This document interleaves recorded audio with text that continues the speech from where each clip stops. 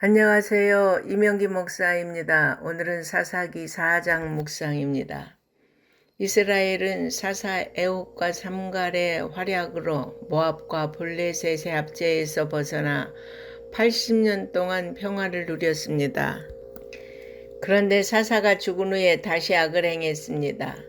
하나님은 이번에는 그들을 가나안 왕 야빈의 손에 파셨습니다. 이스라엘이 쫓아냈어야 할 자들인데 이제 오히려 그들에게 정복을 당하게 되었습니다.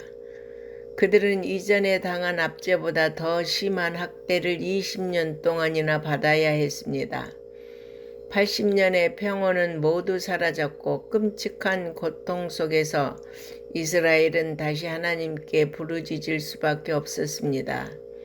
이에 하나님은 여선지 드보라를 이스라엘의 구원자로 세우셨고 이스라엘을 가나안 왕 야빈의 학대로부터 구원해 주시겠다고 말씀하셨습니다.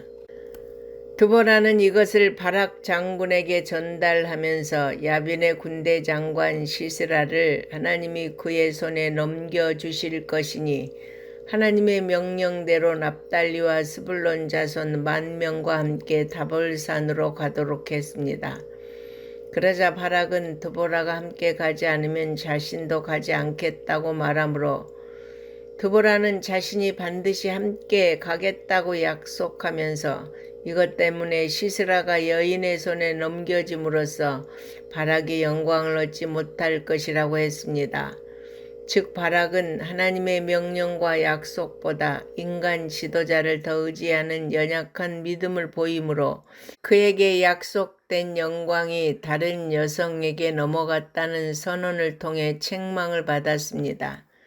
이처럼 하나님께서 상급과 영광을 예비해 두셔도 이를 믿음과 순종으로 화합지 못하면 받을 수가 없는 것입니다. 따라서 우리는 하나님께서 기회를 허락하시고 은혜의 약속을 주실 때에 믿음으로 그 약속을 붙잡고 담대하게 나아가므로 하나님의 허락하신 영광과 상급을 받아 누리는 성도가 되기를 바랍니다. 군사는 전쟁에 나갈 때 강력한 무기에 의존하기 쉽습니다.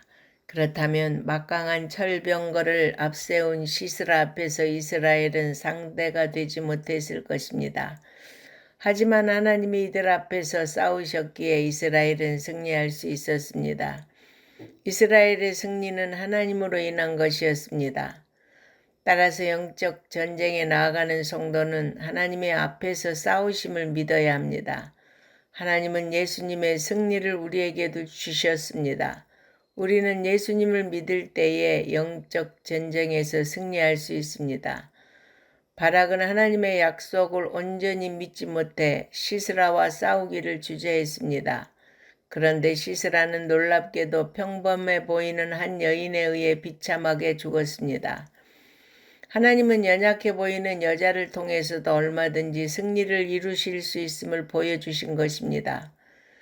약속을 믿지 못한 바락은 적장을 죽이는 영광을 얻지 못했습니다. 하나님은 예수님을 믿는 자에게 영광을 약속하셨습니다. 예수님은 십자가의 부활로 사탄의 권세를 대적해 승리를 이루셨습니다. 따라서 예수님 안에 거하는 자 역시 이 승리를 약속받았습니다. 그러므로 우리는 이 약속을 믿고 어두운 세력과의 영적 전쟁에서 철저하게 싸워야 합니다. 우리가 성령님의 능력을 힘입어 담대히 싸울 때 주님이 약속하신 승리의 영광을 누리게 될 것입니다. 아멘.